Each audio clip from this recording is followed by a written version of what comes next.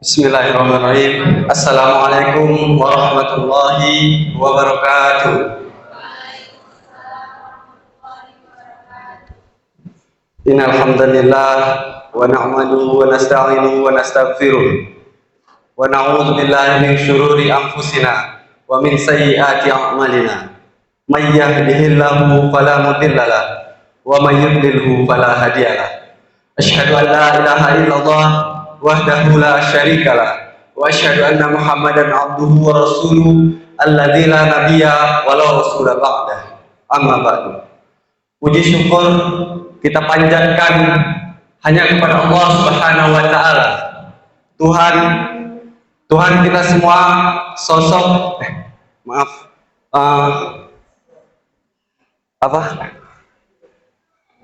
puji syukur kita panjatkan hanya kepada Allah Subhanahu wa taala yang telah memberikan kita nikmat kesehatan, nikmat kesempatan, nikmat kelonggaran waktu sehingga kita dapat menghadiri majelis ilmu pada malam hari ini. Salawat berangkaikan salam tak jenuh apalagi bosan kita sanjung sajikan haribaan Nabi besar kita Muhammad sallallahu alaihi wasallam. Sosok rahmatul lil alamin dan uswatun hasanah bagi kita semua. Adapun duduknya saya di sini sebagai Master of Ceremony atau MC yang akan membacakan tatanan-tatanan kegiatan kita pada malam hari ini. Yang pertama tentunya pembukaan. Mari sama-sama kita membaca lafaz basmalah. Bismillahirrahmanirrahim.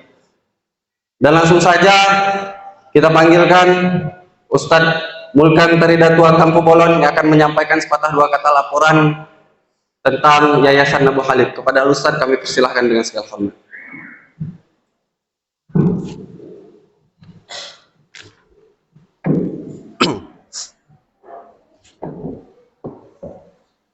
Pakai ini.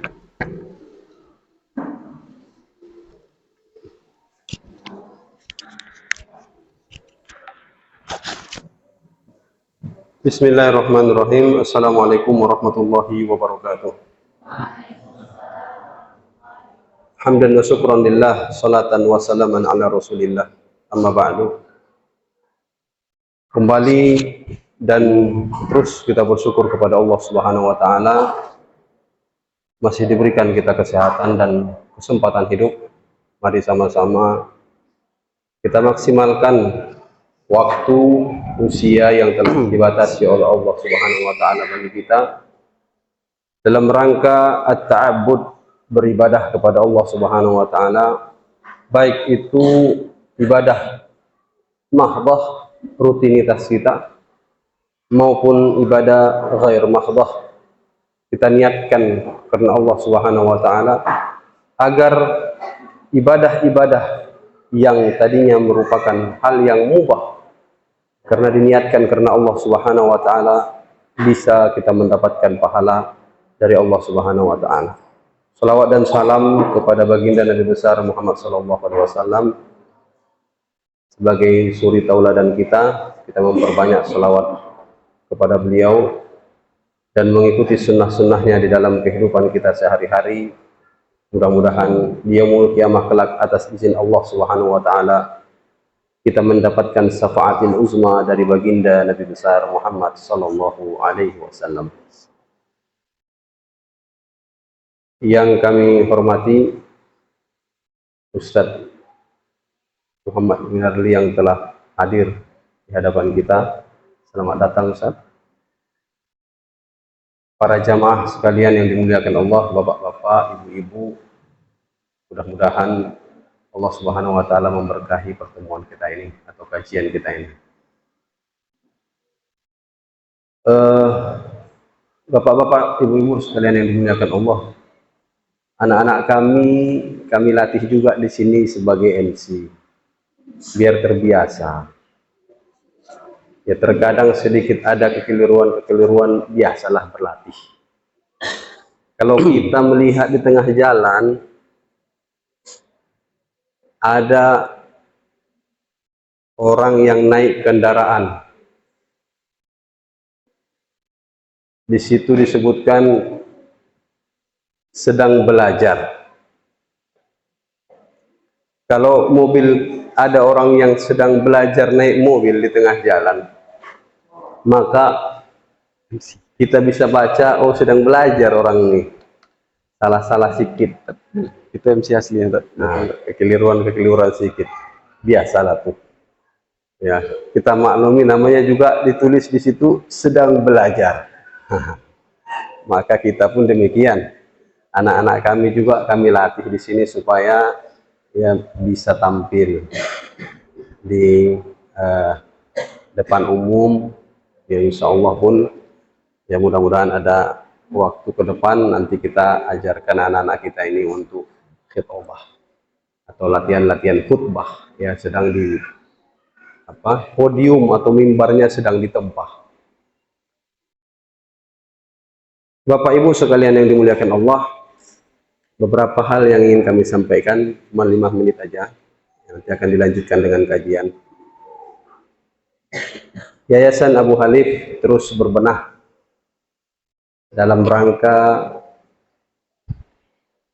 bergerak di bidang pendidikan, yang insya Allah sudah dalam waktu dekat ya di lantai pertama atau lokal 1 dan 2 ini mudah-mudahan selesai pembangunannya di bulan 2, sehingga kami targetkan target dari yayasan tahun ini akan kita buka SDIT. Oleh sebab itu percepatan dari kami sudah mempersiapkan beberapa hal terkait dengan rekrutmen untuk siswi dari berbagai TK yang ada di sekitar rantau ini. Yang kedua, PTQ juga halnya sama, dia akan melakukan pendaftaran untuk anak-anak kita santren takhusus Quran, baik putra maupun putri, juga kita akan buka pendaftaran yang baru. Demikian juga TPQ Taman Pendidikan Quran tingkat SD, baik putra maupun putri, ya kita akan membuka pendaftaran baru. Kemudian lagi ya tahsinul Quran ya bersama Ustadz Arifin di malam hari yang hampir tiap malamnya berisi, ada jadwalnya. Ini juga merupakan satu hal yang perlu dipublikasi, kita sampaikan kepada jamaah sekalian yang dimuliakan Allah. Dan sedang kami rancang, dan insya Allah ini pun merupakan target daripada yayasan yang bekerjasama dengan para asatidz di lembaga-lembaga yayasan kita ini untuk mengadakan tahfizul Quran untuk usia lanjut. Bapak-bapak atau ibu-ibu ya, yang ini juga akan kita rencanakan, kita canangkan untuk tahfizul Quran bagi mereka yang sudah usia lanjut. Dan ini ya dalam bacaan atau dalam sependek bacaan kami ini kali pertama ada di Aceh Tamiang, dan ini juga kita harapkan kerjasama daripada bapak-bapak, ibu-ibu untuk kita ikut andil ya di sisa-sisa usia yang telah dibatasi Allah Subhanahu wa Ta'ala ini. Maka kita ambil bahagian untuk mengambil tahfiz, ya belajar menghafal Al-Quran bagi usia lanjut.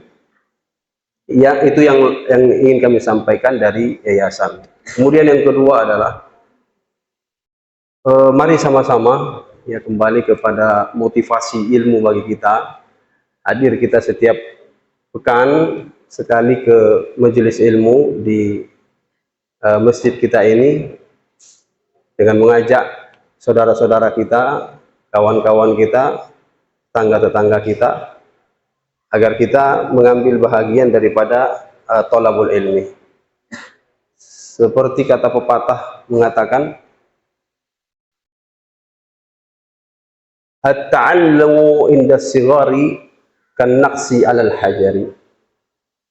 Belajar di waktu kecil, ya di usia masih muda itu bagaikan memahat batu. Wa ta'allumu indal kibari, waktu belajar di usia sudah lanjut, usianya sudah lanjut, kan naqsi 'alal ma'i, seperti mengukir di atas air. Kalau kita di waktu kecil pahit-pahit belajar, ini untuk anak-anak kami, mengukir bagaikan mengukir batu, dia capek itu mengukir, tapi bertahan lama. Tetapi kalau sudah usia lanjut, sudah usia tua baru belajar, dia bagaikan mengukir di atas air. Belum habis huruf yang satu diukir, mau mengukir huruf yang lainnya, sudah hilang yang pertama. Tetapi itu pun bukan berarti, sudahlah, aku daripada tidak capek-capek, udahlah di rumah aja lah, mengukir bagaikan mengukir di atas air kok. Tidak demikian. Hadir ke majelis ilmu, hadir kita kemari, walaupun duduk di bagian belakang, bersandar ke dinding, mata hampir 55 watt gitu, itu lebih baik daripada tidak hadir. Itu lebih baik daripada tidak hadir. Ya. Bahkan sampai mengantuk-ngantuk pun tak apa-apa. Tak apa-apa. Penting kita hadir ilmu ini. Allah Subhanahu wa taala memberikan naungan bagi mereka yang hadir ke dalam tolak, orang-orang tolabul ilmi. Maka oleh sebab itu, hadirin sekalian yang dimuliakan Allah, ini saja yang ingin kami sampaikan. Mari sama-sama kita mengajak kawan-kawan kita, saudara-saudara kita, untuk tiap pekannya di malam Kamis, tiap pekannya kita ajak kawan-kawan kita, saudara-saudara kita untuk hadir ke masjid kita ini. Ini saja, kurang lebihnya mohon diperbanyak maaf. Billahi taufiq wal hidayah. Wassalamualaikum warahmatullahi wabarakatuh.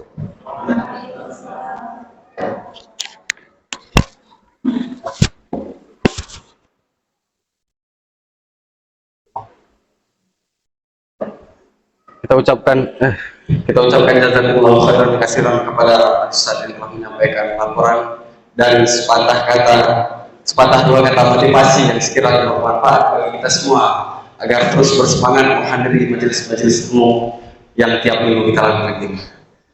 Dan ini saatnya masuk ke acara pokok kita, yaitu acara tausiah yang akan disampaikan oleh Ustaz Muhammad Winardi, SPD, MPD. Kepada Al-Ustaz kami persilahkan dengan segala hormat.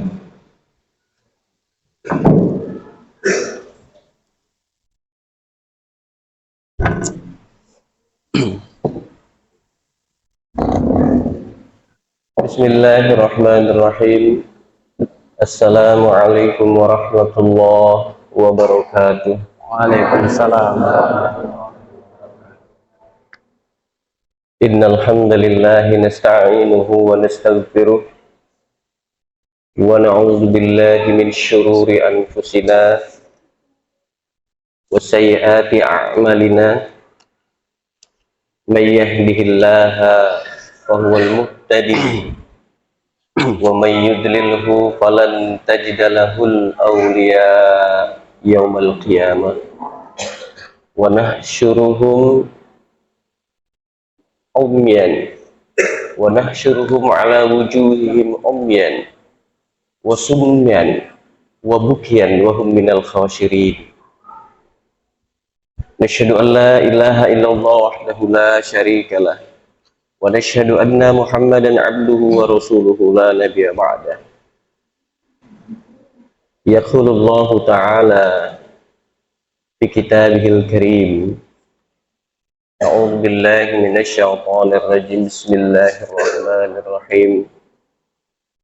Ya ayyuhalladzina amanu taqullaha haqqa tuqatih wa la tamutunna إلا وأنتم مسلمون. وحيث يقول رسول الله محمد بن عبد الله صلى الله عليه وسلم ما من بيت من بيوت الله يتلون كتاب الله ويتدارسون بينهم إلا نزلت عليهم السكينة وخفتهم الملائكة وذكر الله فيما عنده. رواه Imam Muslim. Ikhwani ma'asyiral muslimin yang dirahmati Allah Subhanahu wa taala. Alhamdulillah, pada malam hari ini yang insya Allah malam ini penuh dengan barokah, dan saya ini Ustaz Mulkan kayaknya pertama kali lah saya kesini ngisi di sini. Ya. Yang mudah-mudahan bermajelisnya kita di sini adalah dalam rangka satu niatan talabul ilmi walan nahtaj syai'an ukhra, yang kita tidak berharap ada niatan-niatan yang lainnya yang sebenarnya niatan yang terbaik adalah untuk mengkaji min ayatillah au min kalamillah, dimana nanti setiap dalam kajian siapapun dia yang menyampaikan apapun materinya, lalu bagian daripada sebagai untuk bahan proses dalam menjalani bahtera kehidupan kita. Ikhwani fillah yang dirahmati Allah Ta'ala, tidak ada sesuatu yang paling dibenci oleh manusia. Ada 3 hal, satu saja malam ini saya ungkapkan, yaitu otak yang kosong. Oke. 3 hal yang dibenci oleh manusia itu otak kosong, omong kosong, satu lagi apa Pak Jubir? Kantong kosong. Itu nggak suka manusia ini, karena kalau sudah otaknya kosong, ketika dia menyampaikan, berbicara, berdialog, itu pasti tanpa ilmu. Tidak ada dasar hujjah, nas-nas yang dia gunakan min ayatillah atau min hadithi Rasulullah SAW. Nggak dia pakai itu. Dia pakai logika-logika pembicaraan yang terjadi di warung kopi. Ya. Padahal dalam perjalanan hidup kita ini, kita butuh sekali terhadap ilmu. Maka jamaah sekalian yang dirahmati Allah Subhanahu wa taala, dimanapun ada majelis ilmu, siapapun yang berbicara di depannya, ini umpamanya ustadznya nggak hadir gitu kan, lalu kemudian ada santriwan santriwati yang menjadi pembicaranya di sini, ya mesti ada 1-2 yang bermanfaat di situ. Nah, hari ini logika itu berbeda jemaah sekalian dirahmati Allah. Jadi para audiens hari ini melihat tidak lagi menggunakan kosakata Arab itu kan, kalau kosakata Arab itu undur maqala, lihat apa yang dia bicarakan, apa yang dia sampaikan. Hari ini kita tidak seperti itu. Undur manqala, siapa yang bicara? Oh, santri RQ, ilmunya masih cetek, nggak usah didengerin, tinggalin aja tidur. Ya. Tapi ketika yang duduk di depan sini profesor, doktor, masya Allah, kita pun tekun melihatnya, padahal yang dia sampaikan ngawur. Nah, itu bahaya jemaah sekalian yang dirahmati Allah Ta'ala. Maka dari itu ikhwan fillah yang dirahmati Allah Ta'ala, ini bersyukur sekali di areal ini, ya, di sini, di wilayah ini kajian sudah boleh jalan, ya. Kalau bapak-bapak tanya sama Syekh Jubir, sama Syekh Yayasan Pak Luris, ya, wilayah kita tidak boleh ngaji, ya, tidak boleh ngaji. Kenapa? itu adalah sebenarnya proses untuk menjadikan orang otaknya kosong. Kenapa tidak dibanjiri dengan ilmu? Ya, jadi bersyukurlah di sini ada kajian rutinitas. Dan ikhwan fillah yang dirahmati Allah Ta'ala, ketika kita sudah memiliki ilmu, bersyukurlah. Bersyukurlah dan kemudian jadikanlah dia sebagai kendaraan untuk lebih meningkatkan ketakwaan kita kepada Allah Ta'ala. Jadi semakin tinggi ilmunya, semakin banyak yang didapat, tentunya cintanya kepada Allah Ta'ala itu jauh lebih kuat, lebih kokoh. Nah, hari ini fenomena ini sangat langka sekali. Ngajinya setiap minggu, ngajinya rutin, tapi sangat jauh dengan Allah Ta'ala. Bahkan sampai-sampai membenci syariatnya Allah Subhanahu wa Ta'ala. Wah, ini ada apa nih dengan kajiannya? Atau ada apa dengan niat yang bermasalah di dalam hatinya ketika menghadiri setiap majelis-majelis ilmu? Allahumma sholli ala rasulina Muhammadin wa ala ali Muhammad kama shallaita ala Ibrahim wa ala ali Ibrahim wa barik ala Muhammad wa ala ali Muhammad kama barakta ala Ibrahim wa ala ali Ibrahim fil alamin innaka Hamidum Majid. Ikhwani yang dirahmati Allah Subhanahu wa Ta'ala, malam hari ini kajiannya sengaja saya pilih kutub min kitab turas, ya. Jadi ada sebuah kitab yang menarik sekali nih, Ustaz. Ustaz Arifin mungkin sudah pernah mengkajinya, atau mungkin di sini ada dipelajari, Ustaz. Fi adabi hamalatil Quran. Ada dipelajari sini, Ustaz? Ada ya? Fi adabi hamalatil Quran. Kitab ini kitabnya Imam Nawawi. Ya. Ikhwan fillah yang dirahmati Allah Subhanahu wa Ta'ala. Kenapa di akhir-akhir ini kita mesti banyak untuk berbicara tentang adab? Dan di dalam kitab ini apakah dia kemudian dikhususkan kepada para penghafal Al-Quran? Tidak. Ya. Jadi kalimat hamalatul Quran yaitu kita semua ini. Kita semua kaum muslimin yang sudah menobatkan dirinya, yang sudah beristishhad bi an la ilaha illallah Muhammadar Rasulullah, dan kitabnya adalah Al-Quran. Wa nahnu min hamalatil Quran. Kita ini bagian daripada yang membawa Al-Quran. Jadi jangan ditunjuk, oh berarti ini pelajaran adab ini khusus untuk anak-anak pesantren. Enggak. Ini kita terlibat semuanya. Ma'asyiral muslimin yang dirahmati oleh Allah Subhanahu wa Ta'ala.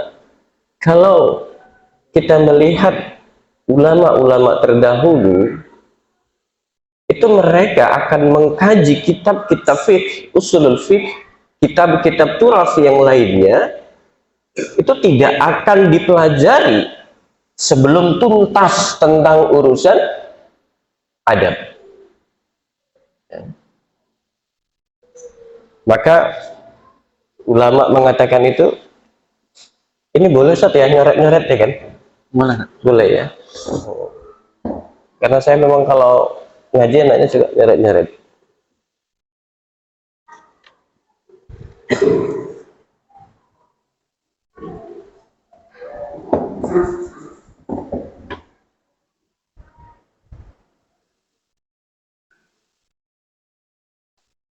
Jadi yang disebut dengan hamalatul Quran siapa? Kullu muslimin, kullu mu'minin.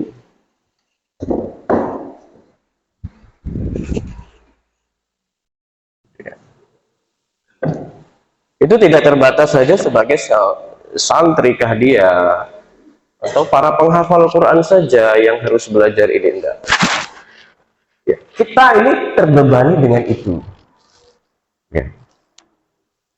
Ma'asyiral muslimin yang dirahmati Allah Subhanahu wa Ta'ala. Mari kita awali. Silakan yang membawa Al-Quran, ya, boleh dibuka surat Fatir, ya, ayat yang ke-29.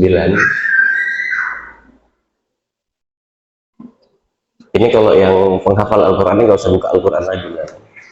Ini mesti sudah luar kepala. Ya, bisa betul kan? Ini. Ya.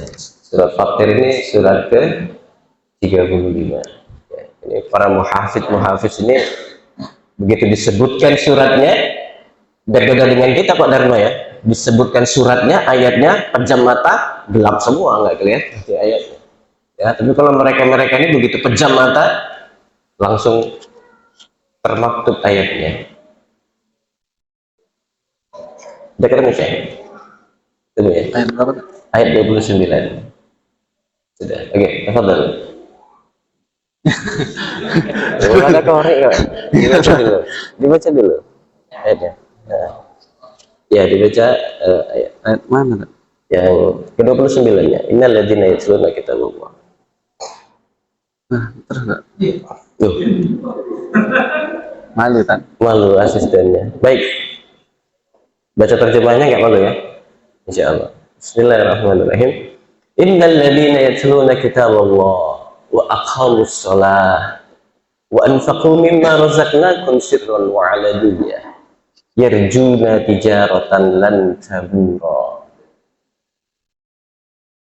Ikhwani fillah yang dirahmati Allah Ta'ala, kalau kita membuka di dalam tafsir Ibnu Katsir pembahasan tentang ayat ini, kenapa Allah Subhanahu wa Ta'ala tidak mengawali dengan ya ayyuhalladzina amanu,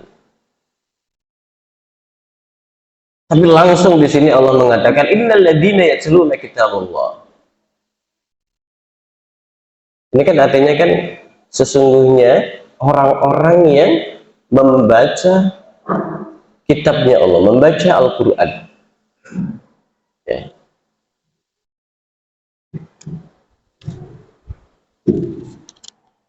Suratul Fatir ayatnya ke-29.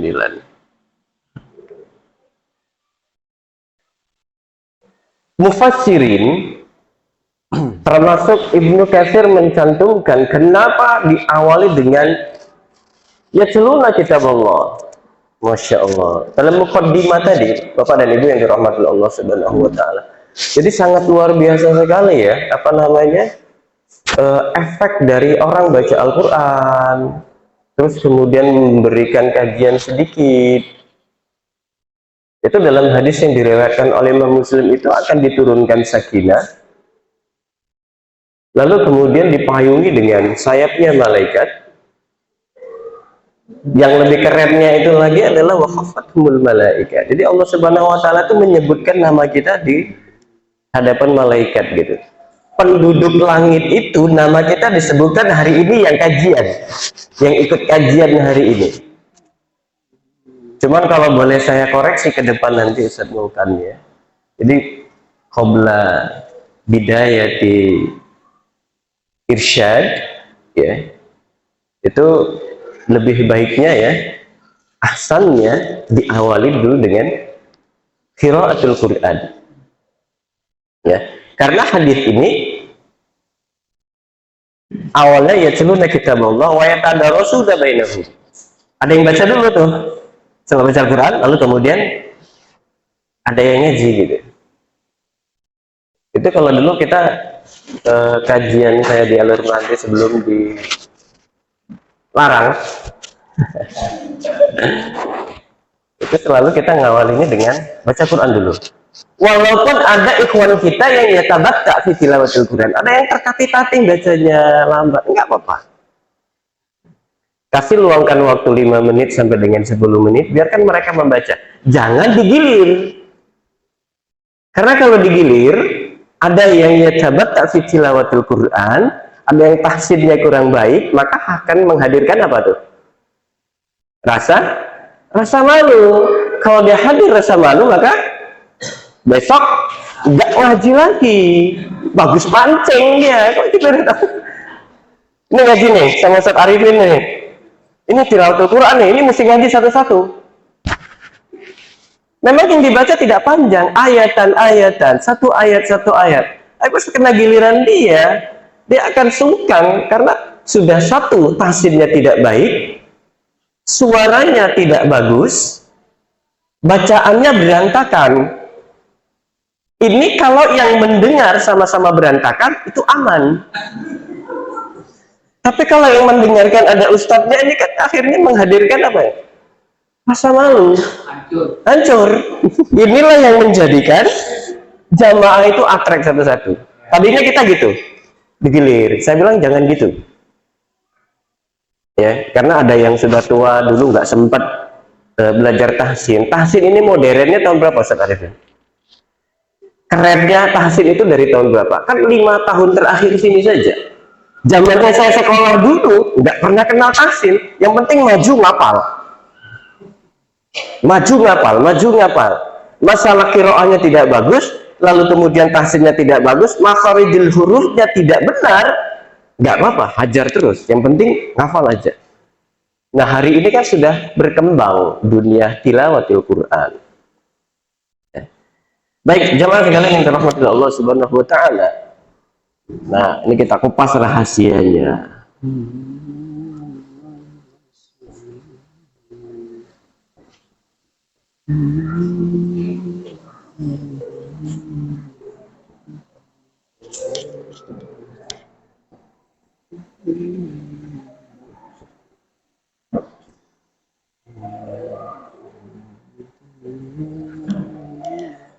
Ayat ini mengawali dengan membaca. Kenapa harus membaca? Tidak ada seorang mukmin yang paling paham terhadap apa yang diperintahkan oleh Rasul, apa yang diperintahkan oleh Allah Subhanahu wa taala, isi kandungan way of life-nya seorang muslim, basic of course-nya, referensi hidupnya adalah kecuali orang yang rajin tilawatul Quran.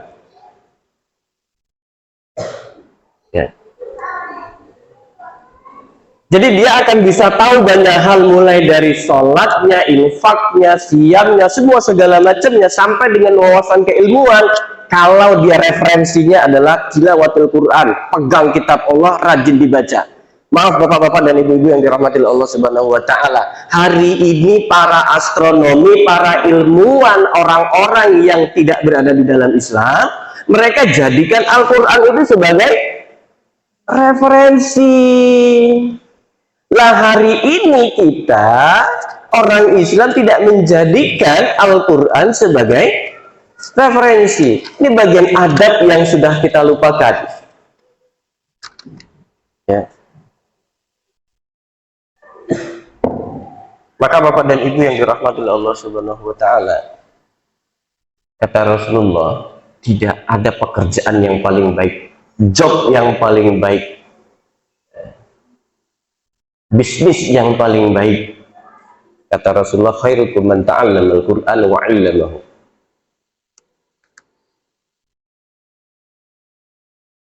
Itu bisnis tijaratan lan kabura. Itu kalau bahasa manajemen bisnisnya adalah orang yang ketika membangun bisnis nggak pernah bangkrut. Nggak pernah bangkrut. Di antaranya adalah bisnis yang selalu orang membaca Al-Quran dan mengajarkan Al-Quran. Jadi sangat luar biasa sekali ma'ahid yang hari ini mengumpulkan para muhafidil Quran. Ya. Itu kalaupun dilihat dari sisi keuangan mungkin pahit, tapi dari sisi kelangitan dia tidak pernah lantaburo, tidak pernah akan rugi.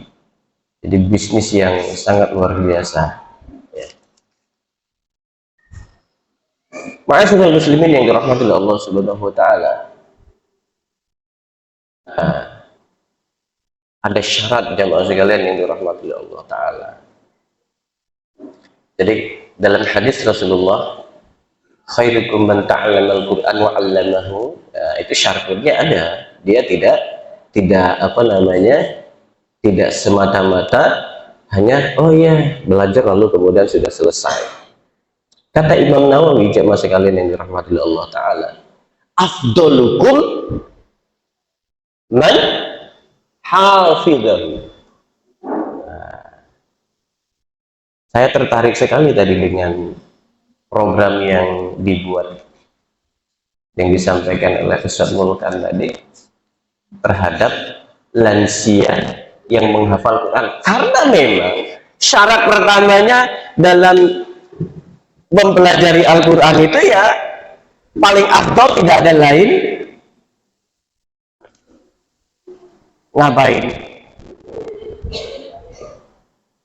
Hafidhahu. Ya dihafal lah.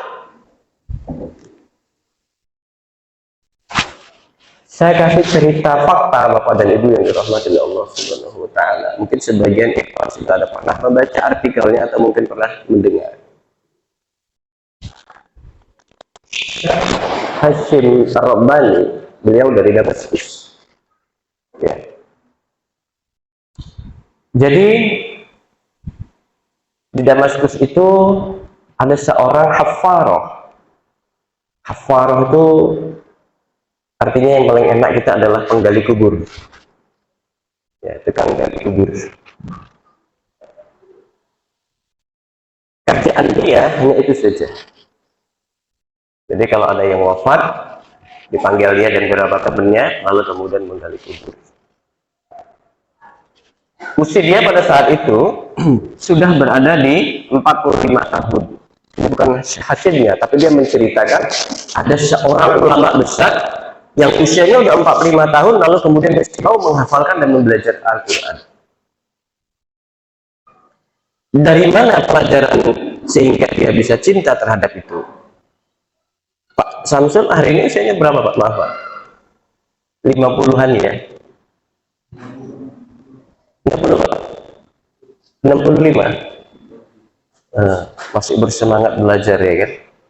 Saya lihat Pak Samsul di mana ada pengajian datang. Ya. Nah beliau ini belum pernah belajar dan tidak cinta terhadap ilmu. Hingga satu masa ada seorang wanita yang meminta untuk menggali kubur untuk anaknya yang wafat. Tapi apa yang terjadi jemaah sekalian yang dirahmati Allah Ta'ala? Ketika sudah selesai menggali kubur, waja'at janazah fi sunduqil janazah, lalu kemudian dihadirkan kotak mayatnya tadi, wa futihat dan dibuka, lalu kemudian diberikan kepada orang yang berada di bawahnya untuk dikebumikan, maka satu orang penggali kubur ini pingsan. Kenapa? Karena fujatan pada saat itu futihat riyad min riyadil jannah, terbuka di alam kubur itu dia melihat kok sepertinya ada taman yang indah sekali di alam kubur ini. Ini bukan fiktif, tapi ini cerita fakta yang diceritakan oleh ulama besar di Damaskus, di Suriah. Setelah kemudian dia sadar, dipercikan air di wajahnya, lalu kemudian dia berlari mengejar wanita yang memesan untuk menggali kuburnya tadi. Ditanya, saya melihat tadi begini dan begini. Tapi apa kata wanita tersebut? Anda halusinasi. Itu jawaban dari seorang wanita yang anaknya meninggal dunia pada saat itu. Anda sedang halusinasi. Mana mungkin alam kubur terbuka lalu kemudian terlihat riyad min riyadil jannah, terlihat taman-taman surga. Impossible itu, ngaco, hoax. Dan dia tidak dipercaya pada saat itu ketika dia memberikan statement yang sedang dia lihat.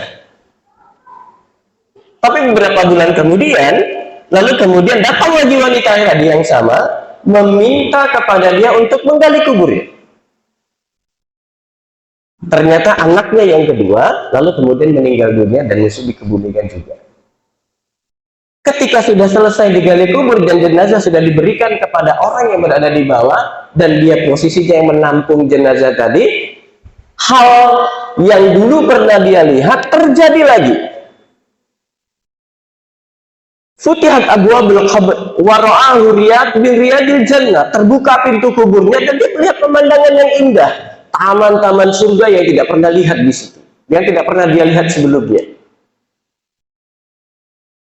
Tapi dia tidak pingsan pada saat itu, Bapak dan Ibu yang dirahmati Allah Ta'ala. Lalu kemudian dia mengejar wanita itu tadi. Ya fulana, saya mau tanya amalan apa yang dilakukan oleh anakmu yang dua ini.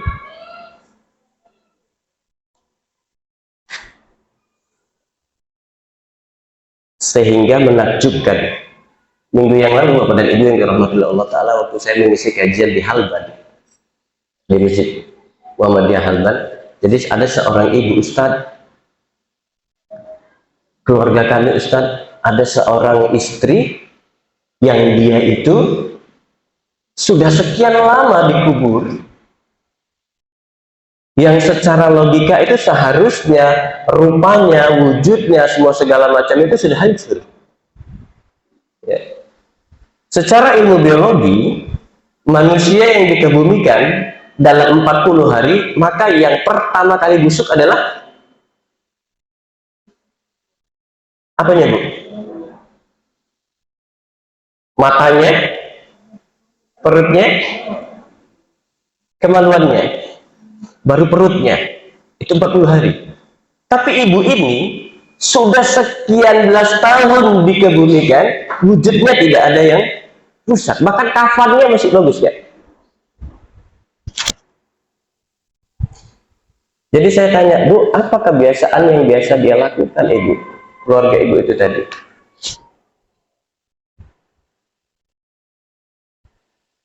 Kira-kira amalan apa yang hebat itu? Dia hanya membaca Al-Quran. Itu pun yang dibaca surat Al-Mulk. Ya. Itu kenapa para mufassir mengatakan yatluna kitab Allah, baca Al-Quran.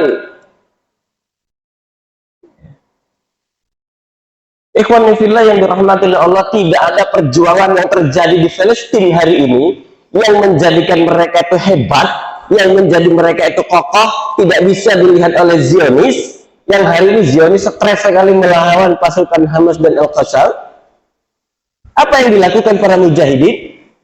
Mereka sedikit-sedikit baca Al-Quran. Kalau kita baca Al-Quran sedikit-sedikit. Mereka sedikit-sedikit baca Al-Quran. Kita baca Al-Quran sedikit-sedikit. Bapak dan Ibu saya kasih jurus, kalau mau baca Al-Quran jangan menggunakan Android. Kan kita suka download Al-Quran di dalam Android kan? Gunanya untuk apa? Biar nggak payah Ustadz ketika membawa mushaf. Jangan salah Bapak dan Ibu yang dirahmati Allah Ta'ala. Begitu kita buka Androidnya, lalu kita mau tilawatil Quran, menunggu istri atau menunggu suami sedang belanja, ini lagi asyik qiraah nih, apa yang terjadi? Setan nggak tinggal diam. Mana tinggal diam dia? Tangan kita gatal mau buka WA? Enggak gitu. Siapa yang diganggu? Orang lain yang diganggu. Telepon tuh, telepon. Kalau nggak masuk chat WA. Kalau sudah terbuka WA, maka kita tutup Al-Qur'annya. Maka kalau mau serius membaca Al-Quran, jangan pakai Android. Karena di dalam Android ada setan gepeng di dalamnya.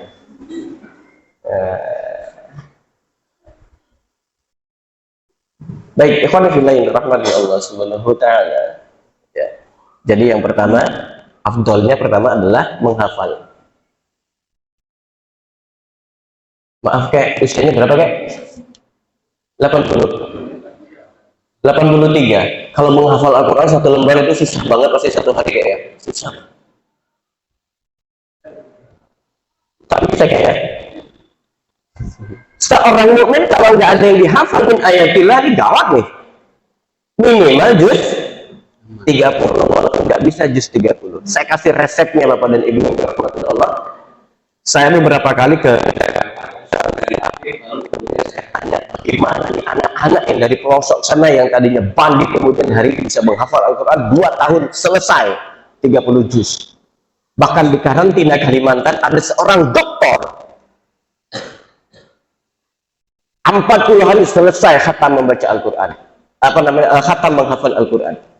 Setoran Al-Qurannya selesai.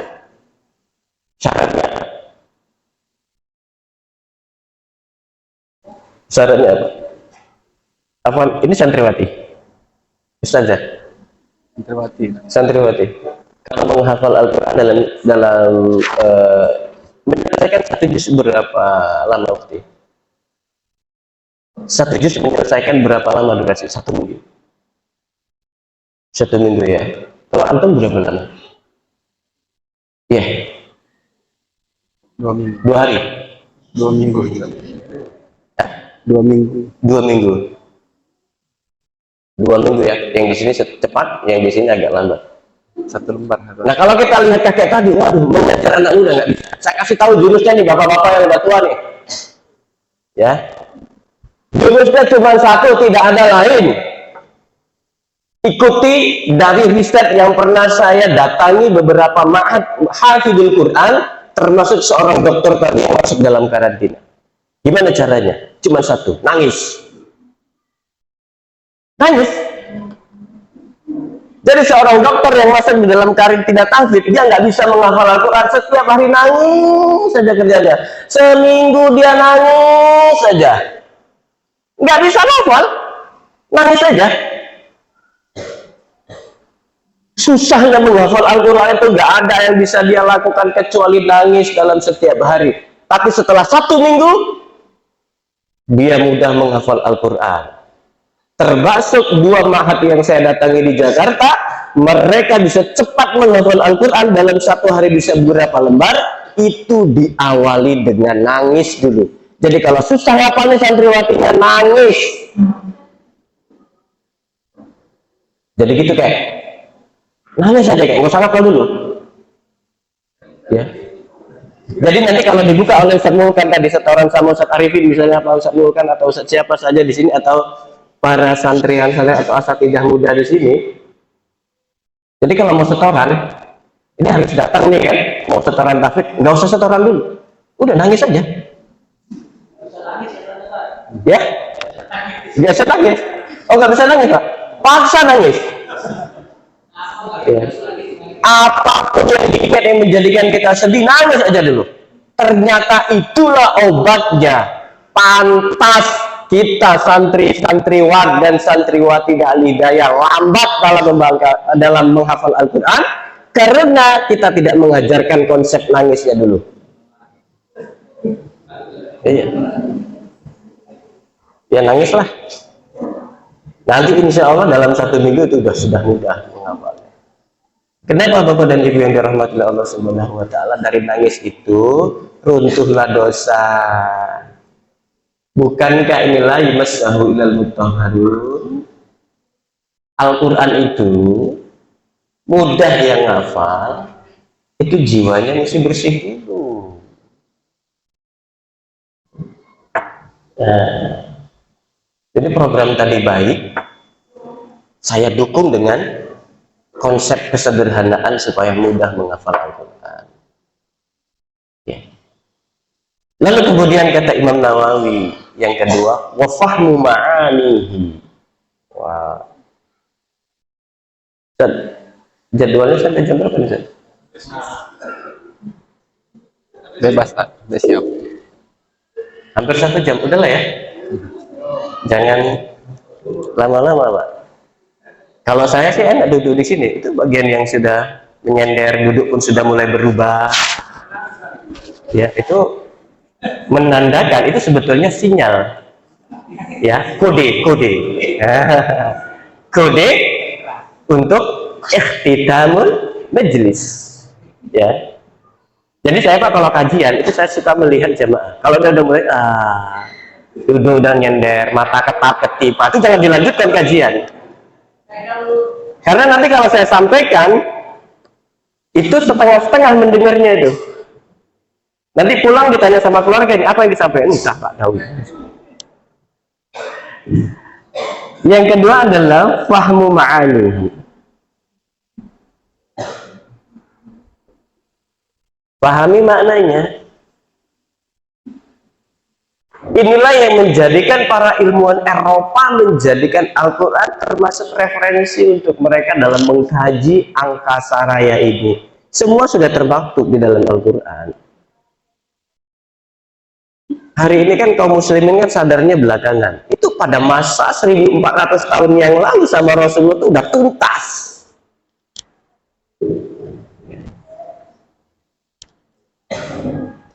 Jadi konsep adab pertama kali adalah atrafu fi tilawatil Quran.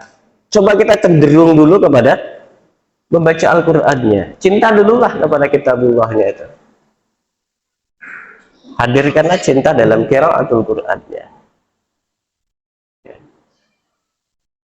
Ikhwan fillah yang dirahmati Allah Ta'ala, kenapa kita tidak masuk dalam lingkaran sebagaimana kata Rasulullah, khairul quruni qarni? Kita nggak masuk dalam lingkaran. Lingkaran itu terbatas hanya 3 step saja. Fasenya sahabat, fasenya tabi'in, dan fasenya tabi'ut tabi'in. Sudah selesai. Kita jauh sekali. Kenapa? Di antaranya adalah bukan masalah menghafal Al-Qur'annya dan nafham min ma'ani. Kita nggak hampa di kepala kita terhadap apa? Memahami makna Al-Qur'an. Kenapa? Kita sangat jauh sekali dengan orang yang paling paham dengan Al-Quran. Dan orang yang paling paham Al-Quran adalah Rasulullah. Setelah Rasulullah siapa? Para sahabat.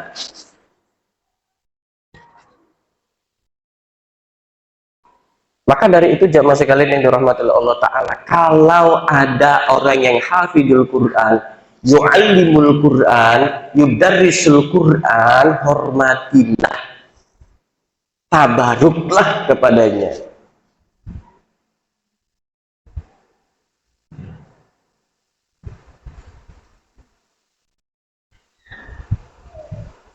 Lalu kemudian yang ketiga, ikhwan fillah, kata Imam Nawawi, ya, wa tafsiri ayatihi.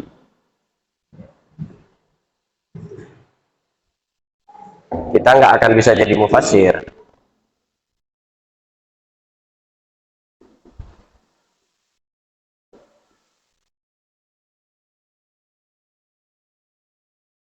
karena syarat menjadi mufassir itu berat. Ya. Syarat menjadi mufassir itu tidak cukup sebagai hafidul Quran saja, lalu tahu maknanya, lalu kemudian mengembangkan maksud daripada ayat itu, nggak boleh. Jadi kelas levelnya kita ini sudah tidak ada lagi yang bisa menjadi mufassir. Ya. Syarat mufassir itu tidak cukup hafidul Quran, dia harus ahlul fiqh, usulul fiqh. Hafidul hadisnya tuh nggak cukup 1, 2, 3 hadis saja, adabnya baik semua segala macamnya. Sampai dengan orang muhadis saja, perawi hadis itu syaratnya berat, ya. Jadi maaf kayak bapak-bapak ini kalau menjadi perawi hadis langsung nggak diterima nih. Kenapa? Kenapa? Karena di dalam majelis menyelonjorkan kakinya.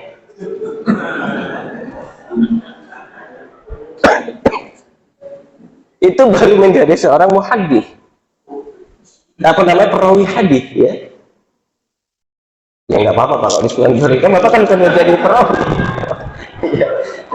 Maklum, namanya juga sudah usia ya, saya juga itu. Artinya ini permisalan salah satu contoh. Kita mau merawi hadis, lalu kemudian manggil kucing cuma nis. Walau syai'an, itu mardud hadisnya. Nggak bisa. Ya. Itu baru menjadi perawi hadis. Lalu bagaimana dengan mufassir? Waduh. Ya. Nah, karena kita tidak bisa menjadi mufassir, maka kita mengajarkan tafsir Al-Quran. Di mana pakai tafsir apa soal itu? Ibnu Katsir. Ibnu Katsir. Ibnu Katsir. Pakai Ibnu Katsir. Mukhtasar Ibnu Katsir ya. Insyaallah. Nah, yang keempat adalah yu'allimuna ghairahu. Nah, ini baru berat nih.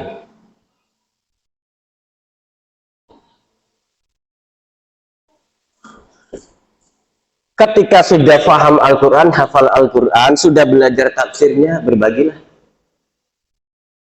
Di sini yang gagal nih, ketika menjadi mudaris, yang menjadi mu'alim, tidak menggunakan konsep sebagaimana yang dibangun oleh Rasulullah. Rasulullah ketika mendidik para sahabat, bagaimana Rasulullah mendidik Zaid bin Sabit, mendidik Umar ibn Khattab, mendidik Abu Bakar As-Siddiq dan sahabat-sahabat yang lainnya. Kenapa menjadi orang-orang hebat?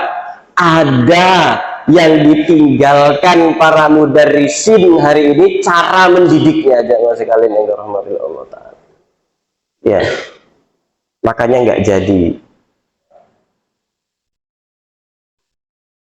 Syaratnya banyak nggak? Oh, banyak sekali Ustaz. Banyak sekali. Kita lanjutkan di pertemuan yang akan datang. Ya. Ini sebetulnya belum masuk adabnya, Pak. Ustaz. Baru buka depannya. Sudahlah, sudah 1 jam.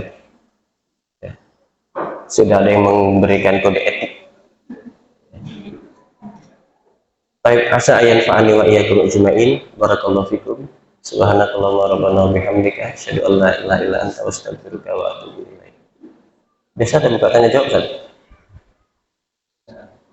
Ada ya? Oke, kalau ada mau tanya jawab setelah saya tutup boleh diajukan. Yang putri boleh ditulis di kertas, yang bapak-bapak atau ikhwan-ikhwan boleh angkat tangan. Tapi nanyanya jangan lama-lama, nanti kemalaman. Fadhal. Waalaikumsalam warahmatullahi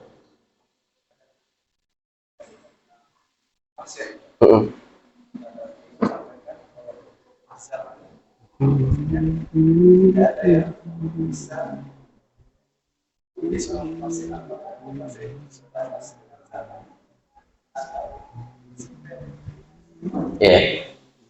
Jadi untuk menjadi mufasir itu bukan terbatas terpaut dengan zamannya, tidak terpaut dengan waktu. Artinya karakter syaratan, ya, syurut menjadi mufasir itu di zaman terakhir ini sangat sulit sekali didapatkan. Begitu. Ada yang ahli fiqh, tapi nggak ahli usul fiqh. Ada yang dia dua-duanya ahli, tapi dia nggak hafal hadis. Ada yang hafal hadis saja, tapi dia nggak menguasai yang lainnya. Kalaupun ada yang bisa menguasai semua, tapi tidak sempurna. Maka seperti para mufasir Ibnu Katsir, lalu kemudian mufasir nisab, mufasir yang ternama, ya kita lihat ada tafsir jalan lain dan tafsir-tafsir yang lain, itu mereka sangat kelasnya itu adalah kelas sebagaimana Imam Syafi'i. Ya. Jadi hari ini kan sangat sulit sekali kita dapatkan seperti itu. Jadi kelasnya mufasir itu setidaknya kelasnya sebagaimana tabi'in. Kita mungkin pernah tahu Imam Ahmad bin Hanbal, bagaimana tawadhu'nya, bagaimana dia waroknya. Ya. Hari ini ada orang mengeluarkan tafsir ini gitu ya kan. Lalu kemudian kelasnya sangat berbeda sekali dia. Sangat berbeda sekali kelasnya. Maka bukan tidak memungkinkan kita menjadi mufasir, tapi untuk masa yang sekarang ini sulit untuk didapatkan para mufasirnya tadi. Ya kita bisa menjadi mufasir, tapi ya kuasailah beberapa ilmu untuk menjadi mufasir. Boleh dibaca di dalam kitab Fi Ulumil Quran, ya, Fi Ulumil Quran yang ditulis oleh Mana Al-Qattan, ya, itu ada saya pernah mengajarkan itu, ya, mufassir itu bagaimana dia, seorang mufassir itu.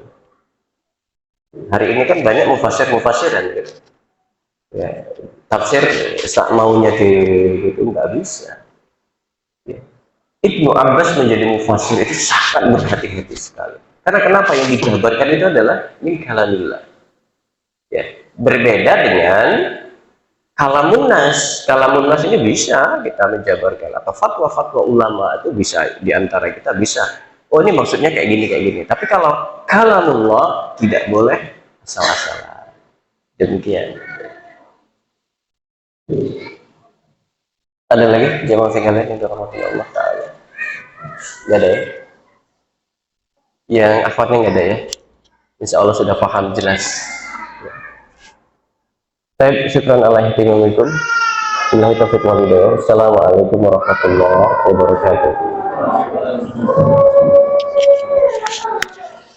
Kami ucapkan jazakumullah khairan kepada Ustaz Binardi yang telah menyampaikan tausiah yang luar biasa. Jadi kita ambil intinya, mungkin agar kita meningkatkan kecintaan kita terhadap Al-Quran, dan agar kedepannya kita bisa lebih sering membaca Al-Quran. Karena sebaik-baik kita adalah orang yang belajar Al-Quran dan mengamalkannya. Jangan mau kita melihat orang-orang, seharusnya kita malu melihat orang-orang kafir yang menjadikan Al-Quran sebagai referensi mereka. Bahkan ini kitab-kitab kita, tapi mereka yang mengambil petunjuk dari sini. Jangan sampai kita kalah sama mereka. Mereka percaya dengan kebenaran Al-Quran secara tidak langsung, tapi karena di sini dijelaskan di Al-Quran, zalikal kitabul la raiba fihi hudal lil muttaqin. Kitab ini tidak ada keraguan padanya, petunjuk bagi orang-orang yang bertakwa.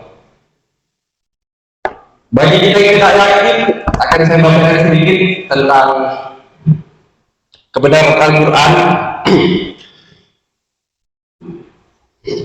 A'udzu billahi minasy syaithanir rajim. Wa in kuntum fi raibin mimma nazzalna 'ala abdina fa'tu bi suratin min mislihi wad'u syuhada'akum min dunillahi in kuntum shadiqin. Dan jika kamu meragukan Al-Quran yang kami turunkan kepada hamba kami Muhammad, kata Allah, maka buatlah satu surat semisalnya dan ajaklah penolong-penolong selain Allah jika kamu orang-orang yang bertakwa. Di sini Allah menentang kepada orang-orang kafir yang meragukan Al-Quran, sehingga sepatutnya kita sebagai mukmin tidak akan pernah meragukan atas kebenaran Al-Quran ini dan terus mengambil pelajaran dari Al-Quran itu. Allah menyebutkan, فَإِنْ لَمْ تَفْعَلُوا وَلَنْ تَفْعَلُوا فَاتَّقُوا النَّارَ الَّتِي وَقُودُهَا النَّاسُ وَالْحِجَارَةُ أُعِدَّتْ لِلْكَافِرِينَ. Jika kamu tidak mampu membuatnya, dan pasti tidak akan mampu, kata Allah, maka kamu menggambarkan api neraka yang membakarnya manusia dan yang disediakan Allah bagi orang-orang kafir. Dari sini kita bisa mengambil kesimpulan bahwa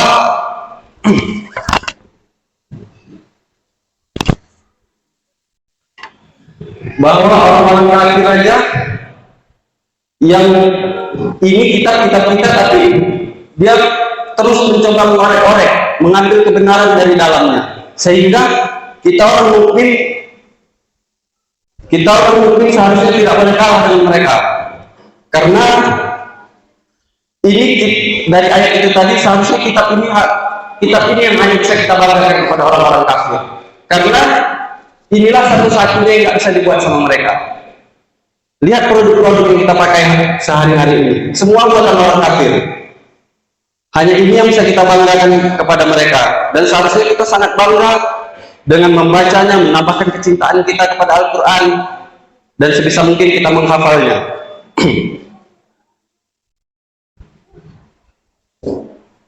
Mungkin hanya ini yang bisa saya sampaikan, lebih dan kurang saya mohon maaf. Saya akhiri. Sebelum kita akhiri, hendaknya kita mengucapkan hamdalah dulu. Alhamdulillahirabbil alamin. Telah berakhir acara kita hari ini dengan sangat lancar. Kita akhiri dengan doa kafaratul majlis. atubu ilaih. Assalamualaikum warahmatullahi wabarakatuh.